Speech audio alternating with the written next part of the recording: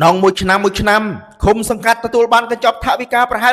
$20,000ដើម្បីទៅអភិវឌ្ឍភូមិឃុំរបស់ខ្លួនពលរដ្ឋមានចម្ងល់ថាតើថវិកាទាំងនោះយកទៅណាយកទៅធ្វើអ្វីខ្លះពលរដ្ឋសំណពរឲ្យឃុំសង្កាត់ទាំងអស់ចាយវាយឲ្យមានដំណាភាពនិងបង្ហាញជាសាធារណៈនៅខ្ទង់ចំណាយដល់មហាជនឲ្យបានឃើញដើម្បីឲ្យពលរដ្ឋអស់ចិត្តនិងកុំឲ្យមានការសង្ស័យតើបងប្អូនយល់យ៉ាងណាអាចខមមិនក៏ដូចជាចែករំលែកវីដេអូនេះដឹងខ្លួនថាចាញ់កម្ពុជាចចកសៀមបានបង្ហាញកន្ទុយយ៉ាងច្បាស់ក្រឡែតស៊ីហាសភុនគិតកែវបាននិយាយថាទោះបីជាបញ្ហាព្រំដែនសមុទ្រដែលទួតស៊ីគ្នារវាងកម្ពុជានិងថៃត្រូវបានដោះស្រាយតាមយន្តការ UN Plus ក៏ដោយក៏ការបែងចែកធនធាននៅក្រោមសមុទ្រកម្ពុជានិងថៃគួរតែបន្តចរចាគ្នាតាមរយៈយន្តការទ្វេភាគីចុះបាសៀមលុប MOU ចោលបាត់ទៅហើយតើឲ្យកម្ពុជាចរចាជាមួយសៀមយ៉ាងម៉េចទៅកើតបើមើលតាមន័យនេះសៀមហាក់បង្ហាញថាខ្លួនឯងដឹងថា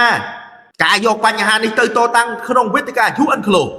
អាចនឹងមិនមែនជាជំរឿនដែលខ្លួនមានព្រៀបនោះឡើយដូច្នេះអ្វីដែលថៃផ្ដោតសំខាន់មិនមែនមានត្រឹមការកំណត់បន្ទាត់ព្រំដែនសមុទ្រនោះទេប៉ុន្តែគឺមានផលប្រយោជន៍និងការបែងចែកធនធានដ៏មានតម្លៃនៅក្រោមបាតសមុទ្រនិយាយឲ្យចំគោលដៅដែលសំខាន់មិនមែនត្រឹមតែបន្ទាត់ព្រំដែនទេប៉ុន្តែធនធានក្រោមសមុទ្រដែលជាផលប្រយោជន៍សេដ្ឋកិច្ចដ៏ធំដូច្នេះការចរចាទ្វេភាគីអាចជាចំណុចសំខាន់ដែលថៃចង់ប្រើដើម្បីការពារផលប្រយោជន៍របស់ខ្លួន